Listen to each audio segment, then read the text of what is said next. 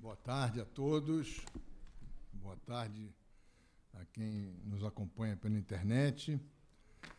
Vamos encerrar hoje o nosso ciclo sobre guerras, a rememoração, como frisou o presidente Geraldo Holanda, da Primeira Guerra Mundial. Já tivemos aqui, nesse ciclo, Um Século de Guerras, a palestra do presidente Geraldo Holanda Cavalcante sobre os poetas da guerra, a Mary Del Priore, falando sobre a Blaise Cenдар na Grande Guerra e os escritores, de maneira geral, o que ela chamou de Tempestade de Papel e Aço.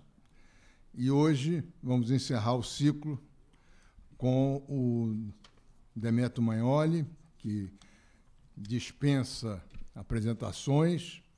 Eu vou ler rapidamente aqui um pequeno currículo.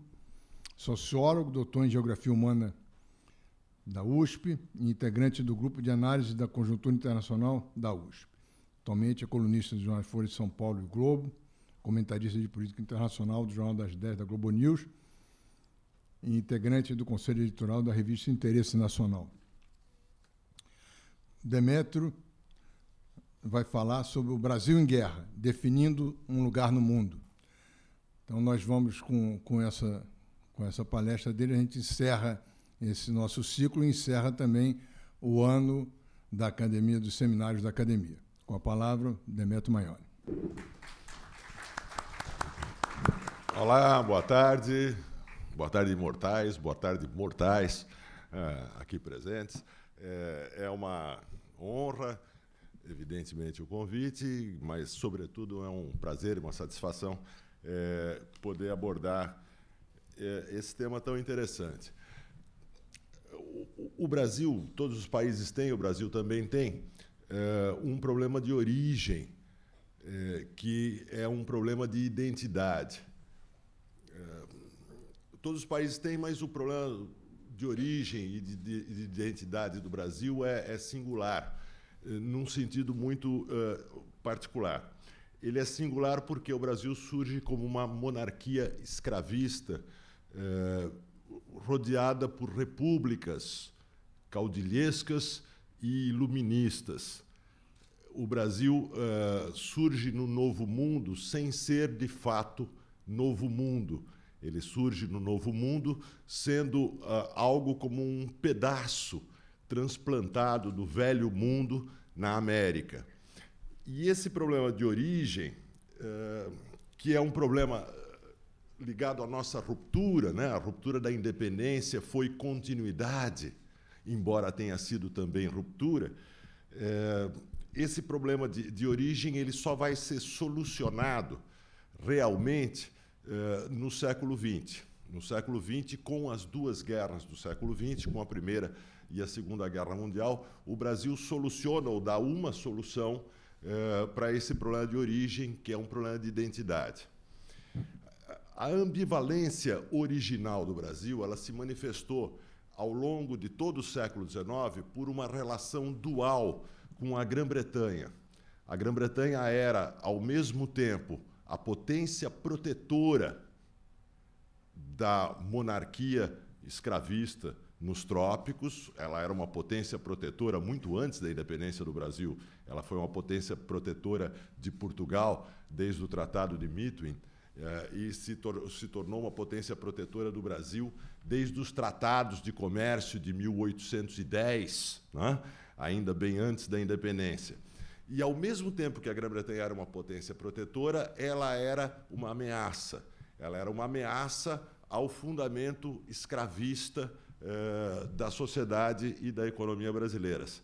A Grã-Bretanha comandava uma campanha nos mares contra o tráfico negreiro, e essa campanha nos mares era o principal desafio externo enfrentado pelo Brasil independente na primeira metade do século XIX. Então, essa relação dual é a relação mais importante da política externa brasileira. A política externa brasileira vai, em grande parte, se definir em função dessa relação dual de proteção e de ameaça, que é a relação com a Grã-Bretanha. Desde a independência até as tarifas Alves Branco, de 1844, e a Lei Eusébio de Queiroz, que encerrou o tráfico negreiro em 1850, o Brasil não foi realmente uma nação independente. Foi um semiprotetorado britânico e um semiprotetorado ameaçado pela Grã-Bretanha. A própria existência de um Estado monárquico no Brasil, a própria existência do Império, ela foi condicionada, em grande medida, pela necessidade das diversas oligarquias regionais, luso-brasileiras e depois brasileiras, pela necessidade de um Estado forte, que era o Império, a necessidade de um Estado forte para poder proteger essa base escravista ameaçada pela maior potência da época. É em nome dessa necessidade geral das elites dirigentes brasileiras que essas mesmas elites abriram mão da sua autonomia política e entregaram a sua autonomia política ao Estado imperial, entregaram a sua autonomia política à monarquia para que ela pudesse, de alguma forma, desempenhar esse papel de defensora do Estado escravista. A dualidade da relação brasileira com a Grã-Bretanha faz com que, no momento em que a doutrina Monroe é anunciada pelos Estados Unidos em 1823, o Brasil tenha pela primeira vez procurado nos Estados Unidos um contraponto à influência britânica. Em 1824, o Brasil envia a missão Silvestre Rebelo para os Estados Unidos e essa missão diplomática brasileira faz a proposta de uma liga ofensiva e defensiva, na verdade, de uma aliança militar que ligaria o Império Brasileiro à República da América do Norte em nome dos princípios monroístas, em nome da ideia da América para os americanos. Essa proposta brasileira de aliança militar com os Estados Unidos é recusada pelos Estados Unidos sob o argumento, muito razoável, aliás, de que não existia o risco de recolonização portuguesa do Brasil. E, na falta desse risco, os Estados Unidos abriram mão ou recusaram a proposta de aliança militar feita pelo Império Brasileiro. As coisas tinham mudado muito no início do século XX. É do início do século XX o trecho célebre de um discurso de Joaquim Nabuco, que acabava de ser nomeado primeiro embaixador do Brasil em Washington. Washington foi a primeira embaixada aberta pelo Brasil e Joaquim Nabuco foi nosso primeiro embaixador no exterior. E é dele a seguinte frase, que é de 1906. Ele diz: "Para mim, a doutrina de Monroe significa que, politicamente, nós nos desprendemos da Europa tão completamente e definitivamente como a Lua da Terra. Nesse sentido, é que sou monroísta." A historiografia tradicional ela aponta o enquadramento do Brasil no pan-americanismo, associa o enquadramento do Brasil no pan-americanismo à proclamação da República. Isso é uma meia-verdade, na verdade é mais falso do que verdadeiro.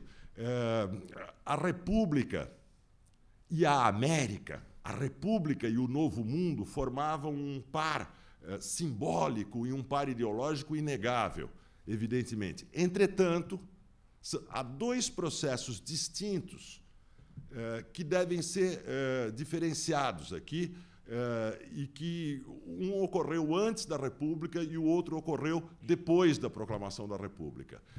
Antes da proclamação da República, o Brasil se afastou da órbita econômica, diplomática e geopolítica britânica e começou a se aproximar da órbita dos Estados Unidos. Esse processo é anterior à proclamação da República.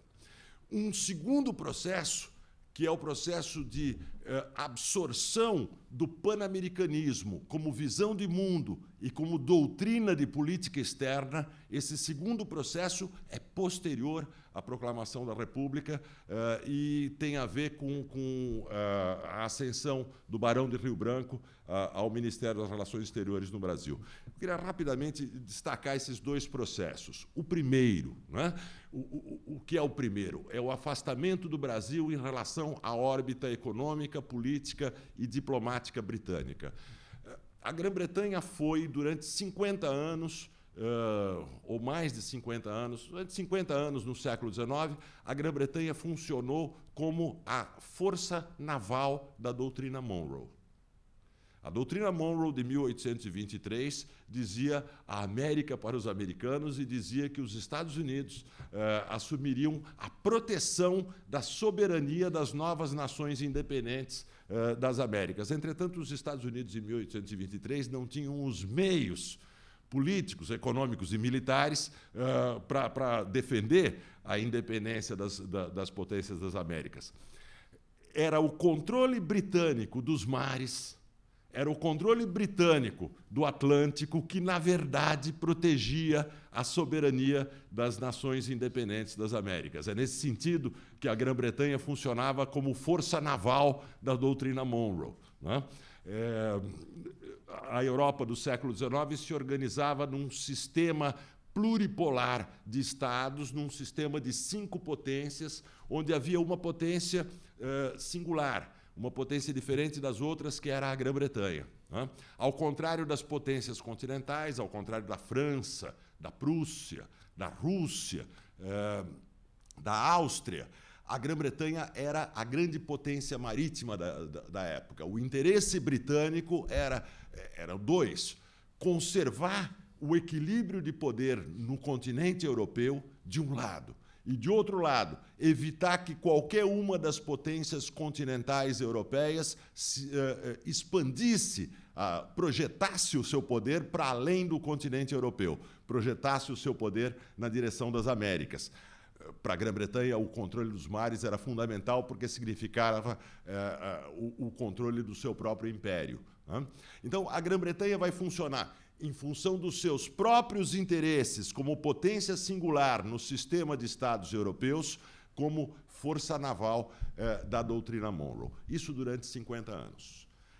A partir da década de 1870, a partir do fim da Guerra Civil nos Estados Unidos, a partir do fim da Guerra da Secessão, a influência britânica decai rapidamente nas Américas, enquanto a influência econômica, política, diplomática e militar dos Estados Unidos começa a crescer. Nas últimas décadas do século XIX, os Estados Unidos constroem uma frota oceânica, na verdade, 2 frotas oceânicas, uma frota no Pacífico e uma frota no Atlântico, e os Estados Unidos começam a ter o poder de imantar, do ponto de vista político e militar, as novas nações das Américas. É importante notar que, ao contrário de uma lenda historiográfica extremamente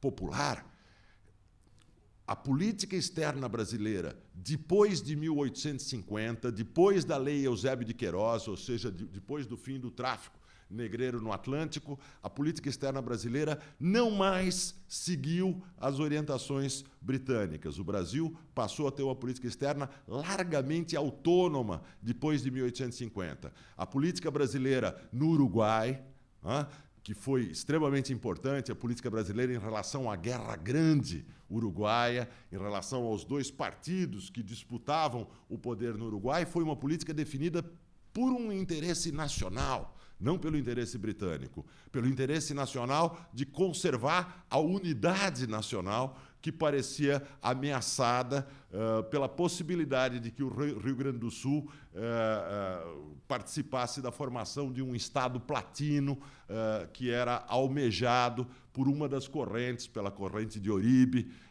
na Guerra Grande Uruguaia. Da mesma forma, a participação brasileira na Guerra do Paraguai, que foi decisiva. O Brasil liderou a Tríplice Aliança e, de fato, enquanto a Argentina se envolvia em guerras intestinas, o Brasil conduziu a guerra contra o Paraguai. A política brasileira na Guerra do Paraguai não foi definida pelos interesses britânicos. A Grã-Bretanha apoiou a Tríplice Aliança, mas ela foi um elemento secundário na condução da Guerra do Paraguai. Mais uma vez, no caso da Guerra do Paraguai, era a questão da unidade nacional e territorial do Brasil que movia o Brasil na luta contra o Paraguai.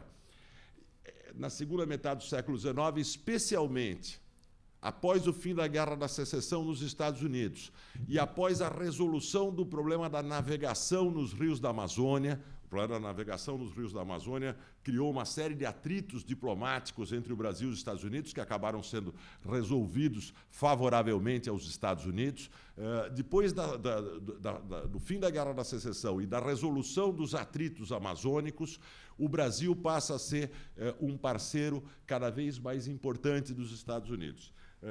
Não por acaso, os Estados Unidos e o Brasil assinam uma série de tratados políticos e comerciais em 1878, e mais ou menos por essa época, aqui no Brasil, o ambiente intelectual, representado, entre outros, aí, pelos escritos de Tavares Bastos, assim como na Argentina, de Sarmiento e de Alberdi, o ambiente intelectual era de grande entusiasmo pelos Estados Unidos e de grande entusiasmo pelo pan-americanismo.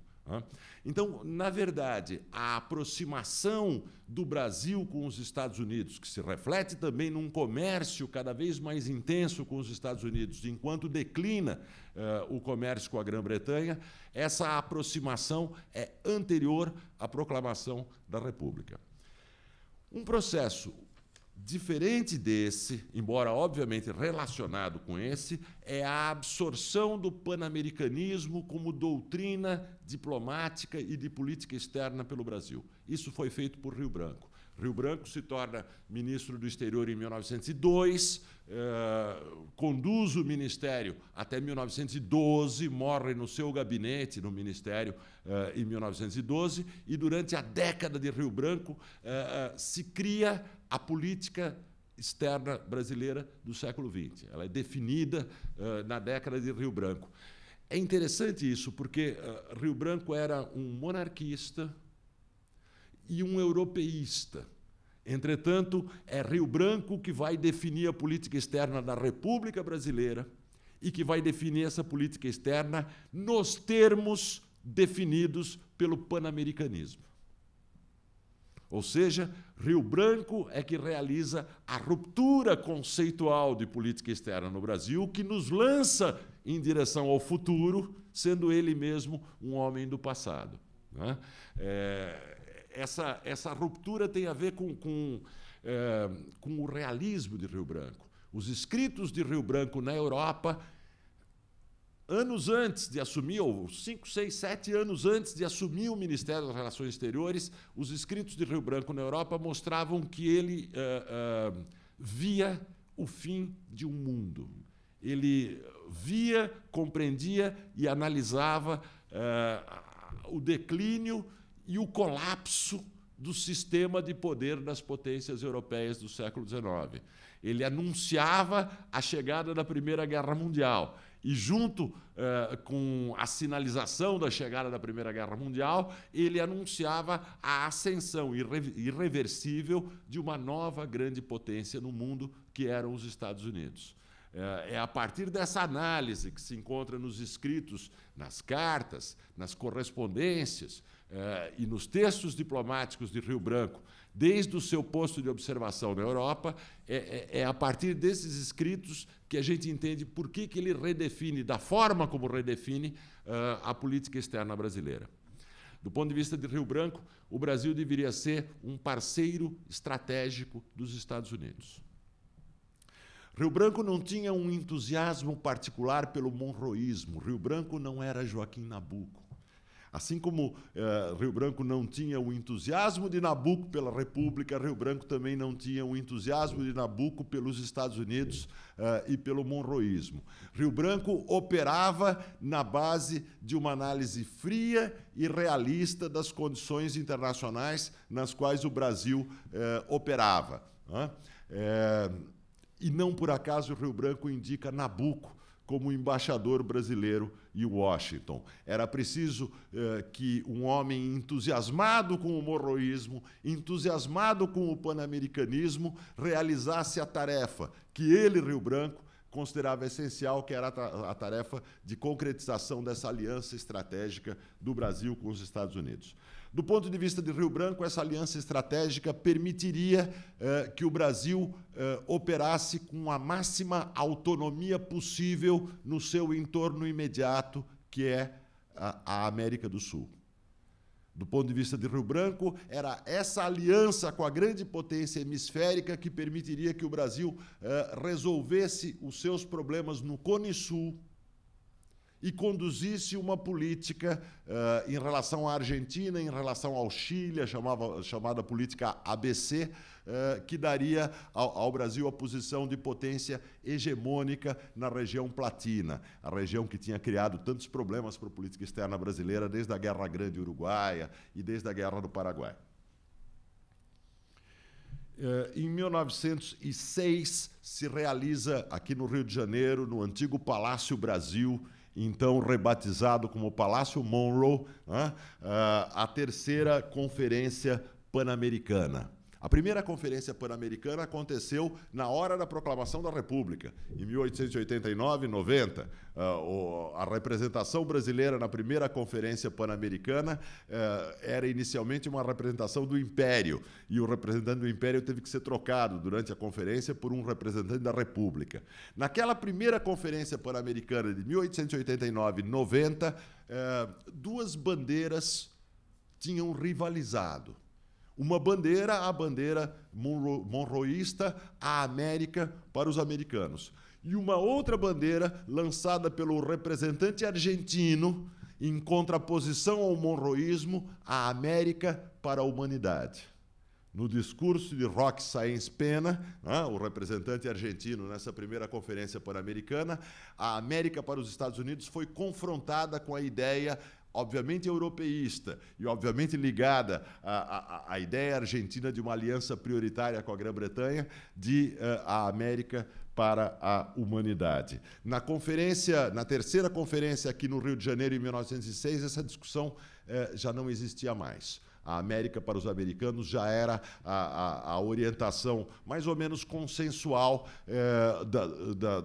das nações hemisféricas. Entretanto, o conflito entre o panamericanismo explícito do Brasil e a resistência argentina à influência dos Estados Unidos perduraria. Perduraria não apenas na hora da Primeira Guerra Mundial, como também na hora da Segunda Guerra Mundial. Essa dissonância entre a orientação brasileira e a orientação argentina vai durar décadas e vai marcar as duas grandes guerras do século, como eu vou tentar mostrar aqui, ainda que rapidamente. Em 1917, o torpedeamento alemão de navios brasileiros, em função do bloqueio que a Alemanha procurava fazer às potências inimigas na Europa, esse torpedeamento de navios brasileiros facilitou a ruptura das relações do Brasil com a Alemanha, coisa que aconteceu em abril de 1917, facilitou a revogação da neutralidade brasileira, o que aconteceu em junho de 1917, e a declaração de guerra do Brasil às potências centrais, o que aconteceu em outubro de 1917. Mas é um erro, é um engano, imaginar que o Brasil entrou na guerra devido aos incidentes navais. Os incidentes navais certamente prepararam as condições na opinião pública para a entrada do Brasil na guerra. mas o que estava acontecendo era a realização de forças e de tendências muito mais profundas que se manifestavam desde a adesão do Brasil ao pan-americanismo. Na verdade, o Brasil foi a única nação independente da América Latina a entrar na Primeira Guerra Mundial. Eu digo independente porque Cuba entrou na Primeira Guerra Mundial, mas Cuba era um semi-protetorado dos Estados Unidos em 1917. Então, o Brasil era a única nação soberana da América Latina a declarar guerra às potências centrais. Essa declaração de guerra brasileira era uma inclinação a uma vontade, a um desejo e a uma pressão de Woodrow Wilson. O presidente dos Estados Unidos precisava da solidariedade pan-americana como ativo simbólico e ativo de legitimação para a participação dos Estados Unidos na Primeira Guerra Mundial. O contexto em que se dá a decisão brasileira de entrar na guerra é um contexto muito interessante, porque é o contexto das divergências de orientação entre o nosso ministro do Exterior, Lauro Miller, né, e o nosso embaixador em Washington, Domício da Gama. Lauro Miller tinha assumido o Ministério das Relações Exteriores em 1912, substituindo Rio Branco, morto em 1912. Lauro Miller era um panamericanista ideológico. Ele tendia ao alinhamento automático com os Estados Unidos. Domício da Gama, que tinha sido o braço direito do Barão de Rio Branco, que tinha se tornado embaixador em Washington por ter sido o braço direito de Rio Branco, não. Domício da Gama não era um panamericanista ideológico. Ele era o continuador da política realista de Rio Branco, que via na aproximação com os Estados Unidos um meio de ampliar os espaços de autonomia da política brasileira. Durante todo o período anterior à Primeira Guerra Mundial e nos primeiros anos da Primeira Guerra Mundial, Lauro Miller sempre tendeu a um apoio cada vez mais incondicional aos Estados Unidos, enquanto Domício da Gama era o homem que pedia prudência e que pedia cautela, né, nessa aproximação. A ironia disso é que, em maio de 1917, depois do Brasil ter rompido as relações com a Alemanha e um pouco antes da revogação da neutralidade brasileira, Lauro Miller teve o pan-americanista, o pró-Estados Unidos Lauro Miller, teve que se demitir do Ministério das Relações Exteriores em função da sua ascendência alemã. No lugar de Lauro Miller, Nilo Peçanha assume o Ministério das Relações Exteriores, e é com Nilo Peçanha que o Brasil declara guerra à Alemanha. Mais interessante do que o conflito, que não chegou a ser o conflito, mas uma diferença de orientações entre Lauro Miller e Domício da Gama, é o intenso debate interno no Brasil entre os aliadófilos e os germanófilos. A Liga Brasileira pelos Aliados foi fundada por Rui Barbosa, e teve uma série de intelectuais que participaram da Liga, entre eles, destacadamente, Olavo Bilac. O jornal O Estado de São Paulo era o principal porta-voz dos aliadófilos no Brasil. Os germanófilos no Brasil tinham como principais representantes Monteiro Lobato e Lima Barreto. E é muito interessante reler hoje os debates entre as duas correntes sobre a oportunidade ou não da entrada do Brasil na Primeira Guerra Mundial. O argumento de Rui Barbosa, de Olavo Bilac e dos aliadófilos é sempre, o tempo todo, um argumento moral. O discurso icônico desse período é o discurso de Rui Barbosa em Buenos Aires, diante do presidente argentino que resistia ao apoio aos Estados Unidos e que resistia à entrada na guerra, o famoso discurso "Os direitos dos neutros". Nesse discurso, Rui Barbosa vai argumentar que a Alemanha violava o direito dos neutros à neutralidade, ao afundar navios e ao provocar disrupções no comércio marítimo no Atlântico. E que, portanto, na hora da guerra, diante de uma Alemanha bárbara que rompia as leis internacionais, a única forma dos neutros fazerem valer o direito à neutralidade era entrarem na guerra contra a Alemanha. Todo o argumento de Rui Barbosa é um argumento organizado em torno de valores morais. A ideia da barbárie alemã, a ideia de que a Alemanha se colocava como uma potência contra as leis, contra o direito internacional e contra a civilização, era o centro dessa argumentação. A gente pode claramente ver, atrás dessa argumentação, a fusão de duas correntes intelectuais. De um lado, a fusão da influência francesa na intelectualidade brasileira. Interessava a França, né? Obviamente, por razões que eu não preciso explicar para essa plateia tão qualificada, a entrada do Brasil na guerra, né? A fusão disso com o wilsonianismo, com o discurso de Woodrow Wilson sobre os valores da humanidade, sobre o discurso de Wilson de uma guerra em torno de ideais, de uma guerra em torno de valores, de uma guerra para acabar com todas as guerras, de uma guerra para fazer valer a lei e o direito. É a fusão da influência francesa com o wilsonianismo que você pode ler nos discursos dos representantes da Liga Brasileira pelos aliados. Por outro lado, Monteiro Lobato, Lima Barreto e os germanófilos falavam na necessidade do Brasil permanecer autônomo e independente em relação aos Estados Unidos, porque só assim o Brasil poderia progredir, se industrializar, crescer economicamente e ser verdadeiramente soberano.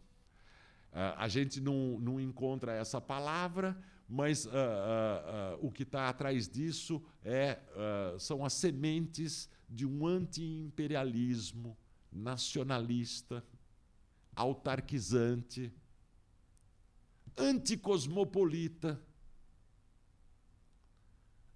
e toda uma argumentação ligada à autonomia econômica do Brasil. No fundo, quando a gente relê o que escreveu Monteiro Lobato, o que escreveu Lima Barreto naquela época, a gente vê ali as sombras do que seria uma corrente de pensamento muito importante depois da Segunda Guerra Mundial, né?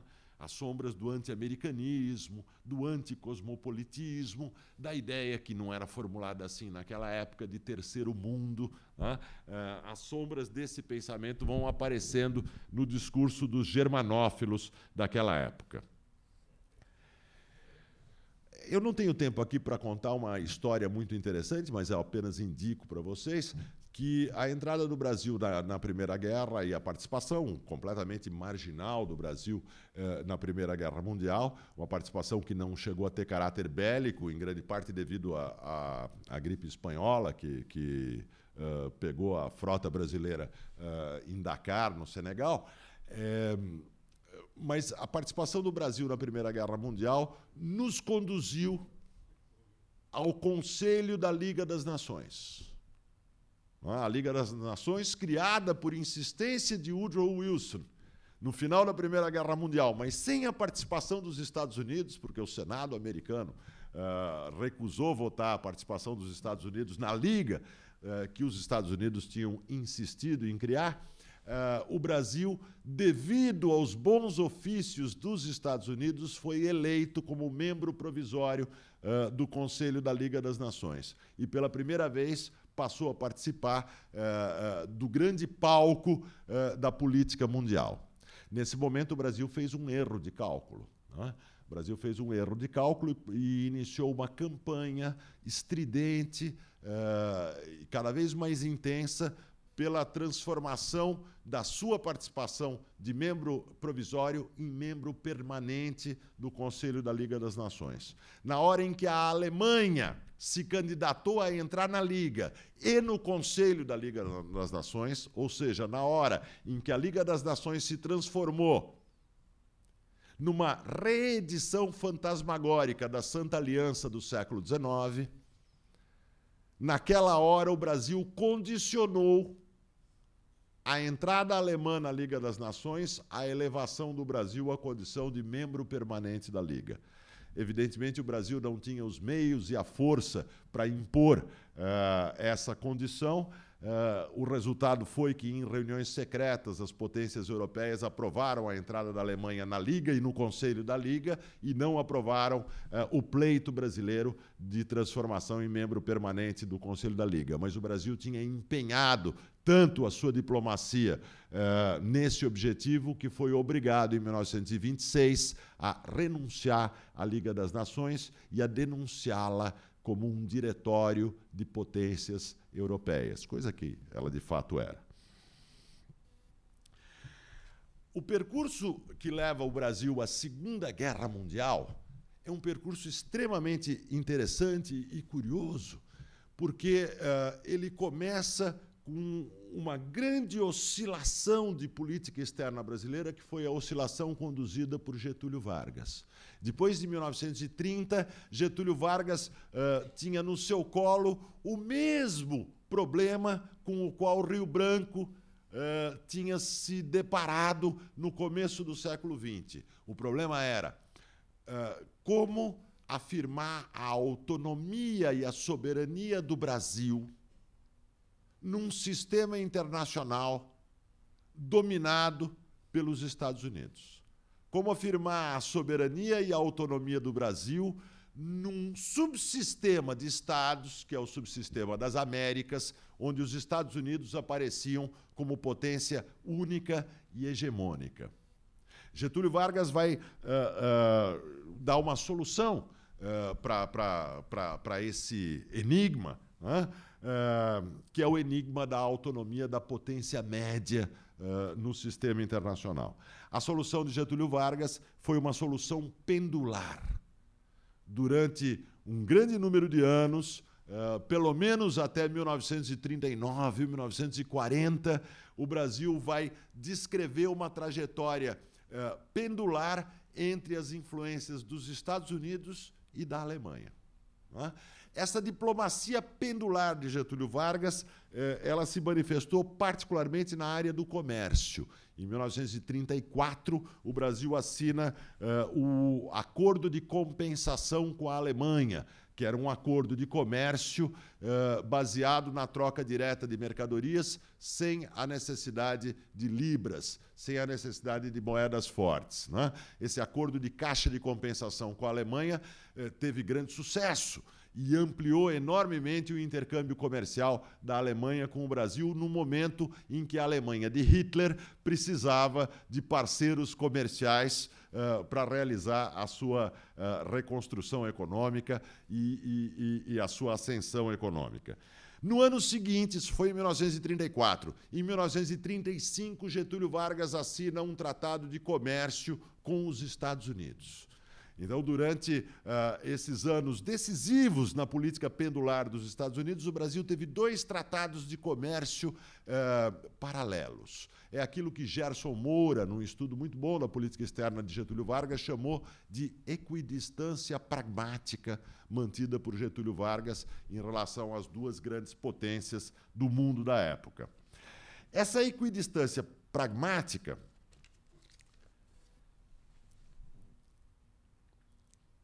ela se manifestava no próprio círculo íntimo de Getúlio Vargas. Um dos assessores mais próximos de Vargas era Oswaldo Aranha. E Oswaldo Aranha propugnava o alinhamento do Brasil com os Estados Unidos. Por outro lado, os 2 sucessivos ministros da guerra de Vargas, Góes Monteiro e Eurico Gaspar Dutra, eram germanófilos.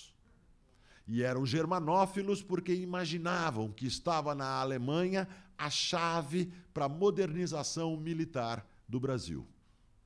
Getúlio Vargas manteve o debate entre Oswaldo Aranha, de um lado, e os ministros da guerra, do outro, ao longo de toda a sua pendularidade. Então, a sua pendularidade se transformou também num estilo de operação do seu governo, até o início do Estado Novo, pelo menos. Entre 1933 e 1938, o intercâmbio comercial do Brasil com a Alemanha saltou de 10% para 22%. Em 1938, a Alemanha tinha se transformado no principal fornecedor de mercadorias para o Brasil. O Brasil importava 25% de todas as suas importações da Alemanha. A Alemanha tinha ultrapassado os Estados Unidos na condição de maior parceiro do Brasil do ponto de vista da corrente de importações. O apogeu da equidistância pragmática de Getúlio Vargas aconteceu entre a intentona comunista de 1935 e a repressão aos integralistas em 1938. Nesses 3, 4 anos, nós tivemos o apogeu dessa diplomacia pendular, dessa equidistância pragmática entre Estados Unidos e Alemanha. Não por acaso, esses são os anos de relativa calmaria internacional que precederam a Conferência de Munique, né? E a marcha batida rumo à guerra na Europa. Em março de 1939, o Brasil realiza uma vultosa compra de equipamento militar das indústrias Krupp da Alemanha. Foi a última grande compra brasileira dos alemães, em março de 1939. Logo depois, com o início da guerra na Europa e com o bloqueio britânico, com o bloqueio naval britânico, praticamente cessa o comércio entre Brasil e Alemanha. Nesse momento, e por razões absolutamente pragmáticas, nada ideológicas, Getúlio Vargas inicia uma política nova, que foi a política do realinhamento do Brasil com os Estados Unidos. Ele vai fazer uma análise realista da situação, vai concluir pela inevitabilidade do realinhamento e vai cobrar o preço mais alto possível por esse realinhamento. É interessante a gente observar que, ao contrário da Primeira Guerra Mundial, o Brasil não era um valor simbólico para os Estados Unidos na Segunda Guerra Mundial. Era um valor geopolítico e estratégico.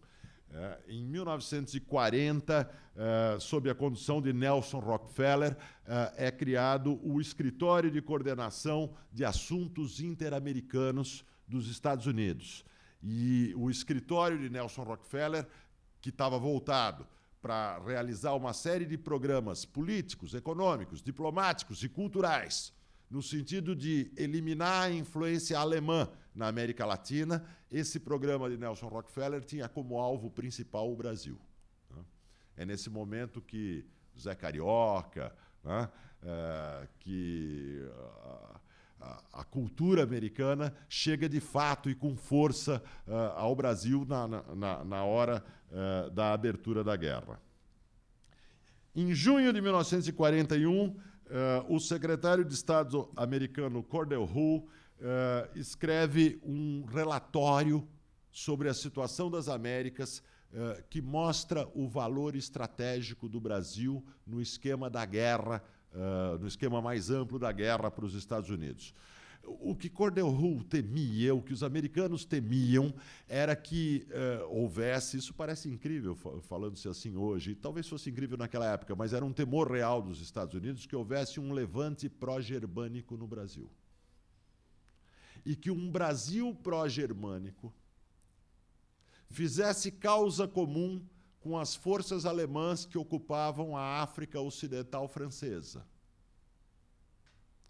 Essa aliança entre um Brasil pró-germânico e as forças militares da Alemanha na África Ocidental colocaria em risco a posição americana no Canal do Panamá. É mais ou menos isso que Cordell Hull escreve em 1941, num texto que conclui assim: Os locais mais vulneráveis, sob o ponto de vista da segurança do hemisfério ocidental, são Islândia e Natal, no Brasil.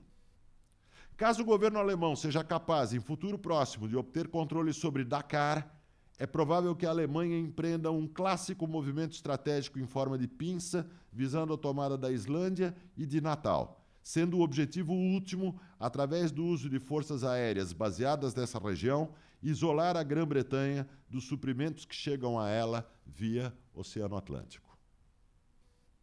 O Brasil era, portanto, crucial do ponto de vista dos Estados Unidos.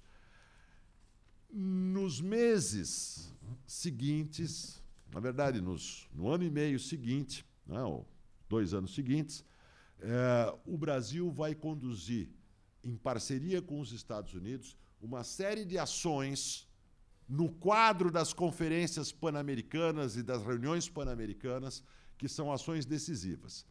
Cada uma dessas ações foi um momento de confrontação entre Brasil e Argentina. Eu vou listar rapidamente para se ter uma ideia.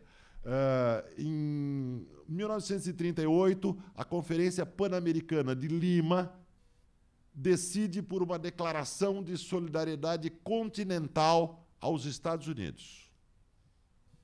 Era uma declaração ainda praticamente vazia, não havia guerra na Europa, né? Os Estados Unidos não estavam em guerra. E decide também por uma série de reuniões de consulta que seriam chamadas entre os Estados americanos. Ali foi criado o mecanismo das reuniões de consulta que levaria à declaração de guerra do Brasil na Segunda Guerra Mundial. As 2 decisões foram tomadas numa articulação entre Estados Unidos e Brasil contra a posição argentina. Em 1939, poucos meses depois dessa conferência, a missão Oswaldo Aranha, a missão diplomática Oswaldo Aranha é mandada do Brasil para os Estados Unidos. E a missão Oswaldo Aranha é quando se inicia o percurso de negociações que conduziria ao financiamento americano da usina de Volta Redonda, a decisão brasileira de ceder Natal para a construção de uma base naval dos Estados Unidos e a um programa de modernização das Forças Armadas brasileiras pelos Estados Unidos. Tudo isso começa na Missão Aranha de 1939. No final de 1939, logo depois da eclosão da guerra na Europa, ocorre a primeira reunião de consultas. O mecanismo criado na Conferência de Lima começava a funcionar. Nessa primeira reunião de consultas no Panamá, se estabelece um limite de 300 milhas marítimas ao longo de toda a costa atlântica da América, onde os países da América se comprometiam a impedir ações bélicas de potências envolvidas no conflito europeu. O significado disso era proibir a ação de navios alemães na faixa de 300 milhas marítimas. Mais uma vez, essa decisão é tomada numa articulação entre Brasil e Estados Unidos, contra a posição argentina. Na segunda reunião de consulta, que aconteceu em Havana, em julho de 1940, sai dessa reunião uma declaração de assistência militar recíproca. Era uma declaração não vinculante, uma declaração não automática, mas uma declaração muito clara de que os países da América dariam assistência militar aos Estados Unidos no caso da entrada dos Estados Unidos na guerra. Nessa reunião também se decide que as colônias de potências ocupadas, de potências europeias ocupadas, não seriam transferidas para a potência ocupante. Está se falando aqui da Guiana Francesa e está se falando do Suriname, antiga Guiana Holandesa. Se decide ali que as colônias americanas de potências europeias ocupadas não seriam transferidas para a Alemanha. Essa decisão também enfrenta a resistência argentina e também é defendida pelo Brasil. Os argentinos propunham, no lugar disso, uma consulta às populações locais. A posição da Argentina era uma posição muito ligada à ideia de que, com a possível derrota da Grã-Bretanha na Europa, as Malvinas poderiam passar ao controle argentino, eventualmente. A terceira reunião de consulta acontece no Rio de Janeiro, no início de 1942. E é nessa reunião que os países americanos decidem, de uma maneira não vinculante, era preciso perguntar aos parlamentos se os parlamentos concordavam, mas decide de uma maneira indicativa pela ruptura de relações com o eixo. Né? Nesse momento, os Estados Unidos já estavam em guerra, né? E, nesse momento, se decide a ruptura de relações com o eixo. Mais uma vez, a Argentina, nesse caso, com o apoio do Chile, resistiu à ideia de ruptura de relações com o eixo. E, mais uma vez, o Brasil se articulou com os Estados Unidos pela ruptura de relações com o eixo. A entrada do Brasil na Segunda Guerra Mundial é um fato maior do ponto de vista da política externa brasileira. Ela tem frutos de curto prazo e frutos de longo prazo. No curto prazo, a entrada do Brasil na guerra estabilizou o Estado Novo, algo que a historiografia do Estado Novo não dá devida atenção, mas deveria dar mais atenção. É interessante a mudança de todo o discurso estado-novista depois de 1942.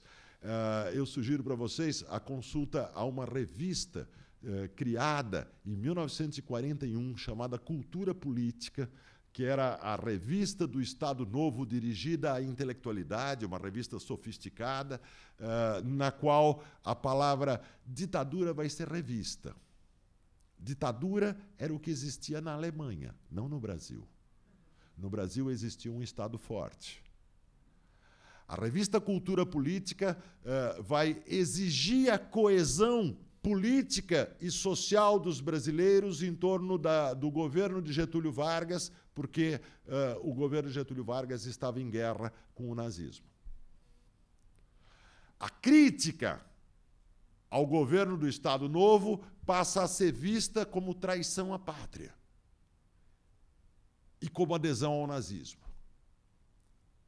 Toda a legitimidade da segunda metade do Estado Novo é organizada em torno da Guerra Mundial. Toda a gramática da revista Cultura Política é uma gramática que refaz o sentido e o significado das palavras no sentido dessa reorganização da legitimidade do Estado Novo. A longo prazo, a entrada do Brasil na Segunda Guerra Mundial, em 1942. Vamos lembrar que a Argentina só entrou na guerra em 1944, quando a guerra estava praticamente encerrada, né? Quando o resultado da guerra já era conhecido. A entrada do Brasil na guerra em 1942 definiu uma posição singular para o Brasil ao longo de toda a Guerra Fria. O Brasil se tornou, na Guerra Fria, o aliado preferencial dos Estados Unidos na América Latina, em detrimento da Argentina.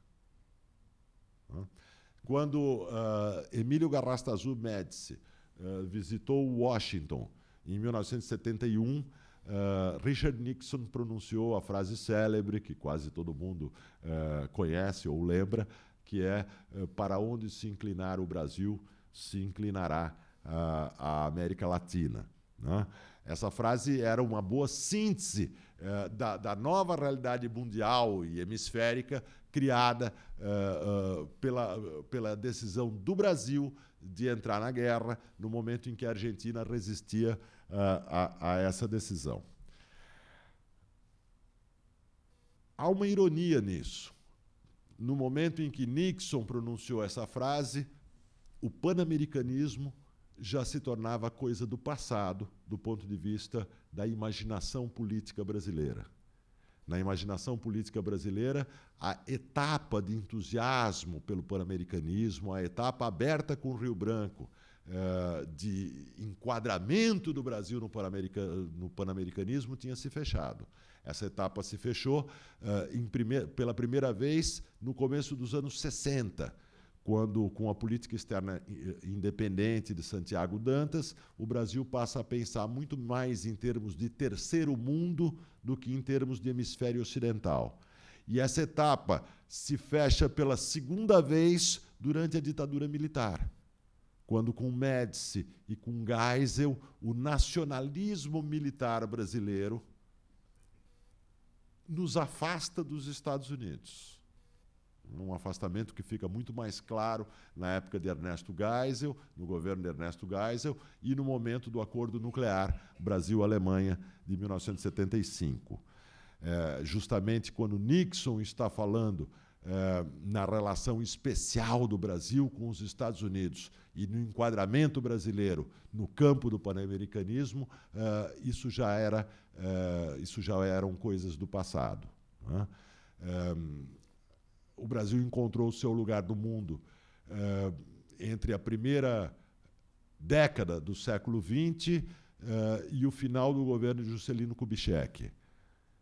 O Brasil reviu e começou a repensar o seu lugar no mundo desde o início da década de 60. Hoje em dia, quando a gente fala do Brasil na Primeira e na Segunda Guerra Mundial, nós estamos falando, de fato, do passado.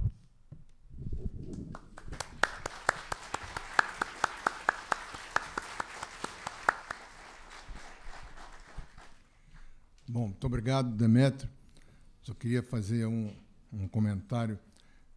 Duas coisas que eu achei interessantes, que são muito atuais. Uma, a questão da Argentina defendendo a consulta aos habitantes das colônias, e ao contrário hoje, né? Porque uma consulta nas Malvinas é sempre a favor da Inglaterra, e aí ele não aceita. E outra coisa interessante é ver que, desde a Liga das Nações, o Brasil tenta um lugar de destaque no Conselho e não consegue. E depois da Segunda Guerra Mundial, houve também, quase chegamos lá, na formação da ONU, na criação da ONU. O Roosevelt era muito a favor, mas morreu, Truman chegou e o sonho brasileiro continua até hoje. Não conseguimos entrar no clube fechado da ONU. Então, eu queria agradecer muito ao Demétrio por essa aula aí sobre as nossas participações na guerra e o que significaram para a nossa política externa e a política brasileira de maneira geral. E agradecer a vocês todos que acompanharam, né? E ano que vem teremos uma nova série de conferências e vocês já estão convidados. Muito obrigado.